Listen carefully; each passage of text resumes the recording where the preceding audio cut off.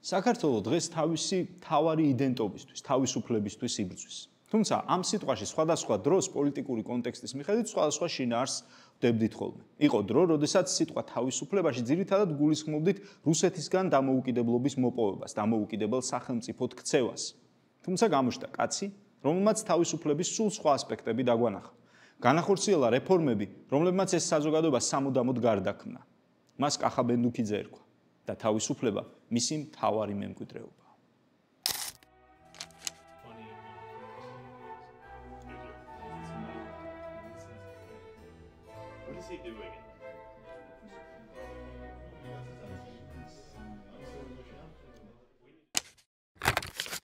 დამოუკიდებლობა მოვიპოვეთ. თუმცა, როგორი უნდა ყოფილიყო დამოუკიდებელი საქართველო, ამაზე ძალიან ბუნდოვანი წარმოდგენა თუ არსებობდა ამ საზოგადოებაში.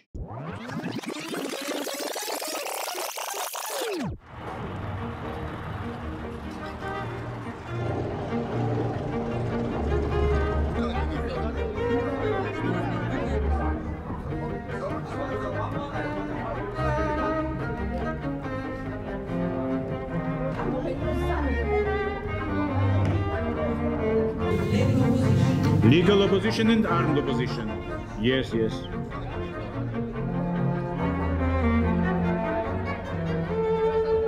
დინარეობს საზოგადოების ფაშიზაცია. ხალხო ჩვენ თუ ამას არ აღვდებით, დავიღუპებით. 90-იანი წლები მსოფლიოში, დასავლურ სამყაროში ცივი ომის დასრულებასთან და კეთილდღეობის ზრდასთან ასოცირდება. თუმცა საქართველოში მას ბნელი 90-იანების სახელით მოიხსენიებთ. ასე გაგრძელდა მანამ, სანამ 2003 წელს ხავერდოვანი რევოლუცია არ მოხდა, რომელიც ვარდების რევოლუციის სახელითაა ცნობილი. ამ რევოლუციის ფონი იყო უმძიმესი სოციალური პირობები, ენერგეტიკული კრიზისი, არნახული კორუფცია, მძიმე კრიმინოგენული ვითარება მთელ ქვეყანაში და საბოლოო ჯამში სრული უპერსპექტივობის განცდა. არჩევნების გაყალბებამ და დემოკრატიული ინსტიტუტების არარსებობამ გამოიწვია პოლიტიკური კრიზისი, რომელიც ხანძარივით მოედო მთელ ქვეყანას და დაგვირგვინდა რევოლუციით.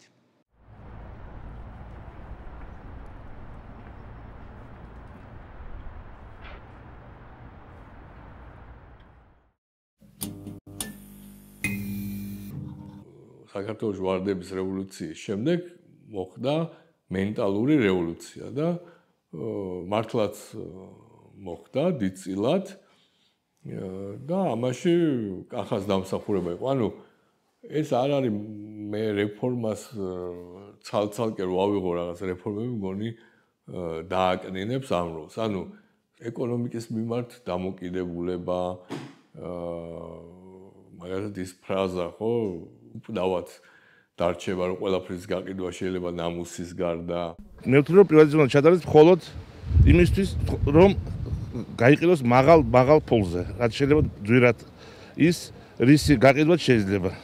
რისი გაყიდვა შეიძლება, უკაცრავ. აი თქვენი აზრით რისი გაყიდვა შეიძლება. აი ეს საინტერესო თქვენ. აი თქვენი აზრით რისი გაყიდვა შეიძლება, მითხარით. აი მითხარით რისი გაყიდვა შეიძლება, მითხარით. ნამუს სწორია.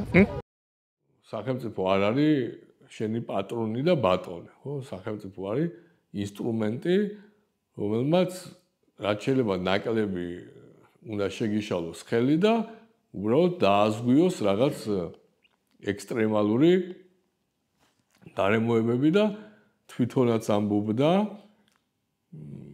რომ შეუქცევადი არაფერი არ არის, მაგრამ მე მგონია რომ მისი შეფასებითაც ბევრად უფრო გაკვირვებული იქნებოდა რამდენ რაღაცას აღმოაჩნდა უფრო მეტი გრადობა ვიდრე თვითონ წარმოედგინა და თავის თავზე იძახდა რომ მე რომ მკითხავენო რა არისო ყველაზე მნიშვნელოვანიო რაც გააკეთეო ამბობდა რომ ისინია რის გაკეთებაშიც ხელი შეუშალეო ის არავის აღარ იმახსოვრებაო მაგრამ აი ჩემთვისო აი ისინია ყველაზე მნიშვნელოვანიო რაც ხელი შეუშალე რომ გაკეთებულიყო იყო რა სხვა პერიოდები ნაციონალური მოძრაობის თუ ამ მართველი ძალის განვითარებაში სხდია. თავიდან ეს მართველი ძალა დაიწყო როგორც ზოგადად პროტესტის მუხტის ამღები, ხო ანუ რევოლუციის შედეგად, იყო საკმაოდ მემარცხენე პოზიციებზე მე როცა ჩამოვედი ყურსაში მე ცოტა შემეშინდა კიდეც მახსოვს მაისში იმიტომ რაღაც იდეები იყო რაღაც მაგალითად უნდა სიმდიდრე დაიბეგროს და რაღაც გარეგნული ნიშნების დაბეგროს და რაღაც ეგეთი იდეები იყო მე იყო პერიოდი როცა მე აქტიურად ვიყავი ამაში ჩართული და შეიძლება ჩემი ჩართვაზე იყო ერთ-ერთი კომპონენტი და პოლიტიკა ზოგადად იყო ცენტრისტული მემარჯვენე პოლიტიკა რადიკალური ის არასოდეს არ ყოფილა ეს ხა მე რასაც ვიძახდი ის ხომ არ ხდებოდა ყოველთვის ამიტომ ის ხო ცენტრისტული მემარჯვენე პოლიტიკა ზოგადად დამყარებული გადასახადების შემცირებაზე მაგალითად ხო რაც ახლა არ შეიძლება რომ ჩვენ თქვათ რომ არ მომხდარა დამყარებული ამავდროულად საკმაოდ ასე ვთქვათ ცენტრისტულ იდეაზე რომ სახელმწიფო შადოს ბევრი ფული ინფრასტრუქტურაში ხა ეს იდეა სხვადასხვა კომპონენტი მის სხვადასხვანაირად მომწონდა და თუ გაიგეცეს შემიძლია ესეც ვკითხოთ რა მომწონდა და რა არ მომწონდა რა შევთქვათ რომ მნიშვნელოვანი იყო და რა არ იყო მნიშვნელოვანი ეს იყო სოციალური პოლიტიკა რომელიც იყო შერეული რომ ერთის მხრივ ჩვენ გადავიდეთ ძალიან სწორ მიმართულებაზე რომ ჩვენ ვეხმარებით უშუალოდ გაჭირებულ ხალხს მაგრამ ამავდროულად ჩვენ შევინარჩუნეთ ერთწოდებული კატეგორიული ნაწილი ანუ სადაც ვეხმარებით იმიტომ რომ რაღაცა კატეგორიას მიეკუთვნება ანუ ღარიბია თუ არა არ არის მნიშვნელოვანი ხო ანუ ეს შერეული პოლიტიკა იყო რეალურად მას ჰქონდა უნარი იმ საკითხებზე რაც თანამოაზრე ხო ხარ ამ საკითხის წარმოჩენის ძალიან ეფექტურად სწორად და ეფექტურად და ეს იყო მისი თავარი ძალა და ენერგია და დაუღალავობა მე გუნდი ვახსენე რომელიც მან შეკრა ხო რომელიც შემდეგაც დარჩა ერთ-ერთ მათგანი ახსენე ხშენისაც ნახავთ ხო მისი მემკვიდრეობა თავისუფალი უნივერსიტეტი ეგეც ან აღსანიშნავებაა და ის ხალხიც ვინც სათავეში უდგას და ამ გუნდის მუშაობა და აი კახა როგორც მუშაობდა იყო კიდე ერთი მაგალითი ჩემთვის ანუ მან მოახერხა რომ არც თუ რაოდენობრივად დიდი გუნდით თელამ ნიაღვარს რომელიც მთავრობიდან მოდიოდა ბიუროკრატიული ინიციატივების ფილტრავდა ამოწმებდა ანუ შიდა ფილტრი გქონდა მე ვიცოდი რომ იმ უზარმაზარ 1000 რაღაც ხდებოდა მაშინ 1000 გამოწვევა იყო ნიაღვარში მთავრობიდან საკანონმდებლო ინიციატივების თუ 1000 სხვა იდეის სახით მოდის იქ არის გუნდი რომელსაც მუდმივი მონიტორინგი აქვს იმისი რა ხდება და ეს გუნდის შემთხვევით არ მიხსენებიან ძალიან დიდი სამუშაო იყო რაც ასინასრულებდნენ და რაც გაგრძელდა მე მოვყევი წინა ინტერვიუში და აქაც უნდა მოვყევი იმიტომ რომ ეს კარგად ახასიათებს მე არ ვესწრებოდი ჯერ პარლამენტში ვიყავდი ისაც არ იყო ეს მაგრამ არსებობდა ტრადიცია რომ დეპუტატების გააჩნია საკითხი როგორი იყო მთავრობის სხდომას დაესწრებოდნენ მაგრამ იშვიათად მიწევდა მაგრამ ეს ამბავი გაგონილი მქონდა და მოყოლილი იყო რომ კახა იქ ამ პროექტის შემოდის უცებ წაიკითხავს რაღაცა იმ ნაწილს ან ინიციატივიდან რომელიც აი ყველაზე უფრო მოკლედ და ნათლად აჩვენებს აბსურდულობას და მან თქვა ხცი არ მახსოვს რა რიცხვი იყო ბარგ რომ მეხუთე გვერდის პრინციპი არის ანუ მე შუაში ვშლი დასაწყისშიო კიდე რაღაცა ძალისხმევა გაწეული რომ პრეზენტაცია იყოს ну მეტნაკლებად გონივრულია და ბოლოში შეჯამდა შუაში წერია ყველაზე მეტ სისულელი ამიტომ შემიძლია კიდე გადავშალო მეოთხე გვერდი და ნებისმიერი პარაგრაფი წავიკითხო და იქ იქნება რამე რომელიც აჩვენებს თუ რამდენად აბსურდულია ესათვის ინიციატივა რომელიც მოდიოდა ჩვენივე გუნდიდან მოდენ ხა 1000-ნაირი თავდასხმა იყო რაც გიჟური ხარც გავიხსენებ მაგრამ ისინი იძახდნენ რომ სწორედ უფრო ხშირად იძახდნენ რომ არის ხო თან აბრალებდნენ რომ ფანატიკოსია და თან აბრალებდნენ რომ ეს ყველაფერი არის მერკანტილური ამბავი და ნუ იდეოლოგიური მოწინააღმდეგებიც ავდა ხო საქართველოს ბენდუქიძის გარეშე გაუმარ! პროტესტი იმის მიმართ რაც ხდება ჩვენ ქვეყანაში და კერძოდ კახა ბენდუქიძის მიმართ, ხო? აქ არის წარმოდგენილი თითქმის ყველა ის სტრატეგიული ობიექტი, აქ უნდა ეს არა სული ჩამონათვალი, რაც მან გაყიდა და გაასწრა. აქციამ ჩაიარა ძალიან კარგად, შედეგი რა თქმა უნდა არ მოყვება, იმიტომ რომ ამ ქვეყანაში ზოგადად ესეთ აქციების შედეგები არ ყვება და არც ამჯერად არ გონია რომ არა ეს არის ჩვენი პროტესტი კიდევ ერთხელ იმიტომ ვდგევართ აქ რომ ზუსტად 1 ოქტომბრის შემდეგ ამისანა რაღაცები შეწყდეს, როდესაც ქვეყანაში იყიდება სტრატეგიული ობიექტები, ყიდულობენ მათი თქმით რუსეთის რაღაც კომპანიები და ხშირად ეს ამ კომპანიების ვინაობა არის უცნობი ჩვენთვის, როგორც იყო მაგალითად პარლამენტის შენობის გაყიდვის შემთხვევაში და დღესაც არ ვიცით ვინ არის მყიდველი რა. ძალიან კარგად ჩაიარა, კმაყოფილები ვართ, დარწმუნებულები ვართ, რომ შედეგს გამოიღებს, იმიტომ რომ ჩვენი ყოველი გამოსვლა, ყოველი აი ეს სასტუმრების ხმაური და ჩვენი ერთად ყოფნა ნამდვილად შიშის დარჩენ ჩვენ ხელისუფლებას რა და დარწმუნებულები ვართ და ვპირდებით ჩვენ მოსახლეობას, რომ 1 ოქტომბერიდან ყველაფერი შეიცვლება, ყველაფერი თავის ადგილას ჩადგება. მან არანაირი კონფლიქტი არა პრაგმატულობის ეს არის ის რისიც მას ჯეროდა რომ თავრობის ჯობია რაც მეტი რამე იქნება კერძო მოქალაქის ხელში მით უკეთესი არის ქვეყნისთვის, მთელი საზოგადოებისთვის, სახელმწიფოსთვის რა თქმა უნდა კიდევ ერთხელ მეორებ რა გაურბის ხოლმე მე არ ვიცი აქ როგორ იქნება წარმოჩენილი რომ გაურბით ხოლმე დღეს მისი იდეების მემკვიდრეებს და უნდა ხოლმე რომ წაიყვანო ყველაფერი ანარქიული იდეებისკენ რომ ანარქია წესრიგის მშობელი და ახას ეს არასოდეს არც უთქვიასადმე და არც განუხორციელებია. ანუ სახელმწიფოს არსებობა აუცილებელი პირობა არის იმისთვის რომ ის თამაშის წესები არსებობდეს და ის ფასეულობი დაცული იყოს. სხვანაირად ძალადობის ტირანია იარსებებს, მაგრამ ამ ჩარჩოში უნდა ვეცადოთ მუდმივად, სადაც შანსია შევამციროთ სივრცე, სადაც ადამიანი სხვა ბიუროკრატზე ან სხვა ადამიანზე არის იძულებული იყოს დამოკიდებული და მით უმეტეს თავრობაზე. და ეს აქ არანაირი რაღაცა კომპრომისი არ არის მორალთან, ხო, როგორც შენ თქვი, შენ კითხვაში პირიქით. ეს არის ფუნდამენტური ხედვა იყო და მისი და არის ჩემიც ეხლა და პირიქით თუ კი ვიღაცამ შეიძლება გააკრიტიკოს არის რომ ხშირად ამ დაპირისპირებისას ძალიან ხისტი იყო და უკომპრომისო. ესა, მოდი, შენ განახო. მე ახალს მოვიტანდი, რომ მეზრუნა დროულად. არა, ხო და არა, მე ჩემთაც უნდა გამხსენებინა და ეს ძალიან შელახულია, მაგრამ ფოტო არის ძალიან კარგი. ეს.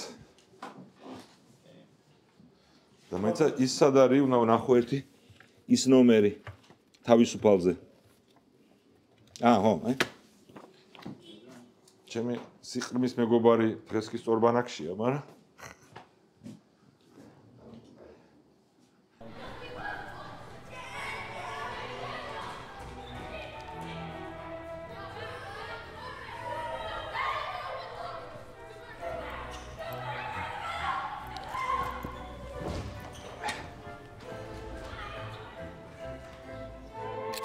ჩემი აზრით კახას мотиваცია იყო რომ მართლა კარგი საქმე გაეკეთებინა, იმიტომ რომ ნამდვილად წარმატებული ბიზნესმენი იყო, მაგრამ ფული მისთვის არ იყო თვითმიზანი, ის იყო ინსტრუმენტი, როგორ გაეკეთებინა უკეთესი საქმე და კარგი საქმე და ამიტომ ჩამოვიდა რომ იმიტომ რომ ქართველი რო ყოფილიყო გასაგებია რომ საქართველოს არ აირჩევდა, მაგრამ აქ იყო ცხადია ნოსტალგიის მომენტიც და ის რომ მისი სამშობლოა და უნდა და გაეკეთებინა კარგი ცვლილების შექმნა რა აი ცვლილების შექმნა ცოტა ისეთი ფრაზაა, მაგრამ მე მგონი კარგად დასახავს რომ და შეცვლილიყო უკეთესობისკენ და ეს ცადა როგორც თავრობის გზით, ისე კერძო გზით, ანუ უნივერსიტეტის კუთხით. ეგ იყო ეს мотиваცია, იმიტომ რომ არაფერი არ აკლდა, ჩვენ გვილაპარაკია ხოლმე, ცხადია როგორც ყველა ადამიანს ხანდახან ხასიათიდან გამომდინარე ან ის თუ რა ხდება შენს გარშემო სხვა რაღაცებზე გეფიქრება და ერთხელ კალიფორნიაში ვიზიტის დროს მგონი მქონდა დათვლილი რომ აი ყველაფერს და თავი დაანებოს რამდენი ასე ვთქვათ კაპიტალიც აქვს რამდენად ყოფნის აი სუპერ კომფორტული ცხოვრების ბოლომდე და ცხადია რომ ყოფნიდა და ხთულა არ უჭირდა ნამდვილად და გადასარევად გამოვიდა და ეს ყველაფერი, მაგრამ ამის ყველაფრის მიუხედავად ცხადია იქ აზრს არ დარჩენილა და ხო ეს უფრო რთული გზა აურჩევია. ცოტა ის შეიძლება რაღაცნაირად შეგარდესოს თქვა პათეტიკურად, მაგრამ მე მგონი ეგ არის ნამდვილი პატრიოტიზმი. არ ვიცი ეს იმიტომ რომ ახლა იყო მაქსიმალისტი თუ იმიტომ რომ რაღაცები ბოლომდე ვერ გათვალა ყოველთვის რაღაცას ამბობდა რომ არასაკმარისად მლანძღავენო და ესე იგი რაღაცა დავაკელიო. იმიტომ რომ მისი აზრით ადამიანი რომელიც რაღაცა ცვლილებებს აკეთებს და რადიკალურს აკეთებს, ცხადია რომ ის რაღაცა მეინსტრიმი და ის ძველი რაც არის, რაც მოყვება საზოგადოებას ის რაღაცა ფსევდო წესები მოდი ასე ვთქვათ, მაგას რო ცვლი, მე ამას მოყვება საპირისპირო რეაქცია და კი ბუნებრივია ვიცით რომ ვთქვათ ლანძღავდნენ კიდევაც და აკრიტიკებდნენ ასე შემდეგ, მაგრამ ჯამში, როდესაც ხალხთან მაინც მქონდა ურთიერთობა, მაინც პოზიტიური დამოკიდებულება იყო და ამიტომ კახას ვამბობდა, რომ ეთყობა რაღაცა დავაკელი, ეთყობა მეტი შემეძლო და მეტი უნდა გამეკეთებინა, იმიტომ რომ არასაკმარისი იყო ეს ყველაფერი. და მე მგონი, რომ კიდევ ბევრი გამოუვიდო და ერთხანს დაეცხოვა. წაგება არ არის დამსახურება, წაგება არის შედეგი. მათ შორის იმ რეფორმების შედეგია, რომელიც ჩატარდა. ხო? იმიტომ რომ როდესაც მაგალითად მე სტუდენტებს ვეკითხები, მიგიციათ როდესაც მე გთამი, ისინი ძახიან არა არ მიგვიცია. ხო? ეს არის ფაქტი. და ეს არის და ამის გამო მათი წარმოდგენა ქვეყანაზე არის ბევრად უფრო კარგი, ვიდრე შეიძლება ის სცენარში არის. მაშინ ჩემი თაობის და ჩემი უფროს თაობის ხალხის წარმოდგენა რეალობაზე არის ბევრად უფრო ცუდი, ვიდრე ეს არის ვიდრე ჩვენი ცხოვრება არის. როდესაც ჩემი სტუდენტებმა იციან რომ მათ მიაღწიეს იმასაც მიაღწიეს შაბარის უმაღლესი იმის გამო კი არა რომ მამის მე ვიღაცამ დაურეკა თუ დედამის ვიღაცის ნაცნობი იყო თუ ვიღაცამ ფული მიუტანა არამედ იმის გამო რომ მათ კარგად ჩააბარეს ეროვნული გამოცდები ეს არის ის რამაც შეცვალა მათი წარმოდგენა ჩამოყალიბა მათი წაისეთი განსწორი გამჭვირვალე კარგი წარმოდგენა იმაზე როგორ უნდა იყოს ქვეყანა სადაც ისინი ცხოვრობენ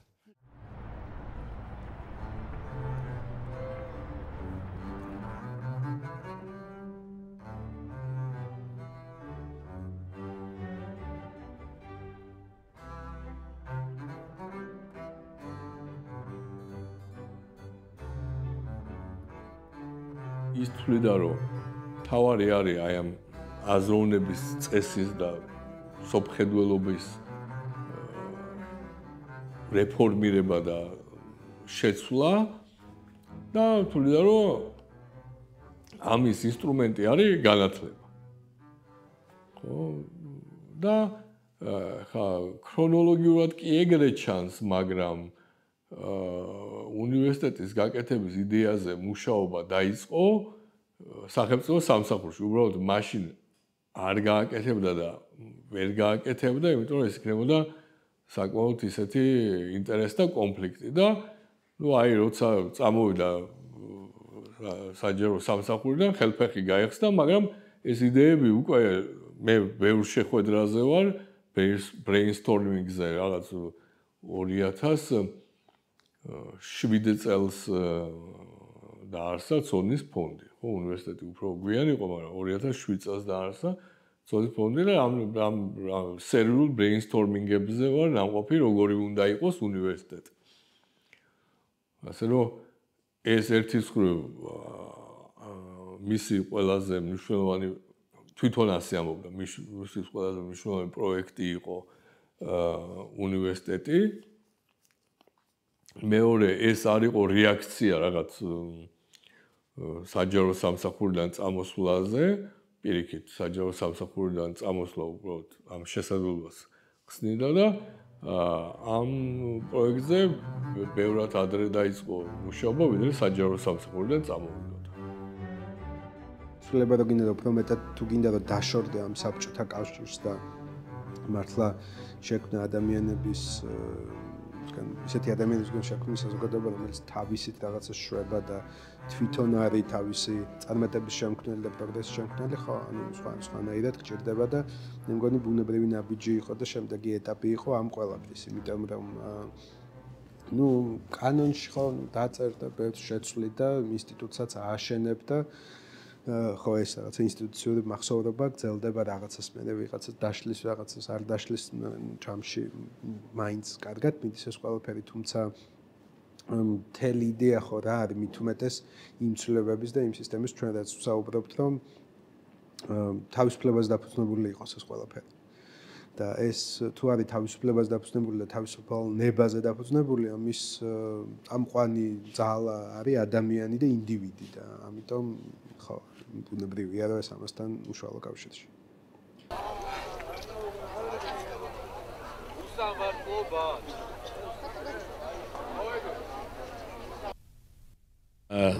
ну ჩემთვის არაფერი განსაკუთრებული არ ხდება მე მიჩვეული ვარ რომ ცხოვრებაში ბევრი უსამართლობა ხდება და უწესრობა სტუდენტები ბევრად უფრო ღელავენ იმიტომ რომ მათთვის ეს პირველი სერიოზული უსამართლობა რაც ცხოვრებაში დაინახეს და ამიტომ არიან უფრო ახშფოთებულები რომ მე ვიცი რომ სამწუხაროდ ცხოვრება ესეა მოწყობილი. დღეს არის განხილვა ჩვენი ავტორიზაციის საკითხის, ეს ანეკდოტური განხილვა ნამდვილად. დარწმუნებული ვარ რომ დღეს თუ არ დამთავრდება ყველაფერი კარგად, საბოლოო ჯამში მაინც გავიმარჯვებთ. მე არ ამგონია რომ ვინმე ხელი შემიშალოს იმაში რომ ჩემი ამოცანა რომ ქართულმა სტუდენტებმა მიიღონ ძალიან მაღალი ხარისხის განათლება, ვინმე ხელი შემიშალოს. მე ამას გავაკეთებ მიუხედავად ყველაფრისა. თვითონ არის მაგალითი წარმატების, ხო? ანუ წარმატებული ადამიანი იყო, ყველანაირად შეუულია გუნდის შეკრა, აქ ლიდერობა და აქ კაფიო ფასეულობები, როგორც კახას ქონდა, რომ მე მგონი ეგ არის პაკეტი, რაც განაპირობებდა ამბავს. და ხო, აი დაუღალავი იყო. სრულად აი შეეძლო რომ აი არ მოესვენა იმ საკითხთან დაკავშირებით, რომელიც იყო და მე მაწყობდა მე თვითონ ესეთ კონფლიქტური ადამიანის სახელი მქონდა, ნაწილობრივ შეიძლება დამსახურებულადაც, მაგრამ როცა შენ ბანაკში არის კიდე უფრო კვეთრი ადამიანი, ეს ჩემთვის მანევრის წესრიგებაც იყო იმ შიდა დისკუსიებისა თუ დებატებისას, რაც ჩვენ მქონდა. მაგრამ მისი გავლენა არასდროს არ გამქრალა ჩემი აზრით დღევანდელი დღის ჩათვლით. და ის შემოტრიალება ფიქრში იმის თაობაზე რა ადგილი აქვს ჩვენ ცხოვრებაში, საზოგადოების ცხოვრებაში, მთავრობას და ბიუროკრატიას, დღესაც ცოცხალი არის საზოგადოების ნაწილში, ახალგაზრდებში და ეს არის კახას დიდი მემკვიდრეობა. დღეს, როდესაც ქართველი ხალხი ქვეყნის მთავარ ქუჩაზე უკვე 200 დღეზე მეტია თავისუფლებისთვის ჯიუტად იბრძვის, სწორედ ეს ბრძოლაა კახა ბენდუქიძის მთავარი მემკვიდრეობა. თავისუფლება, რომელიც არაფრის ფასად არ შეიძლება რომ დათო.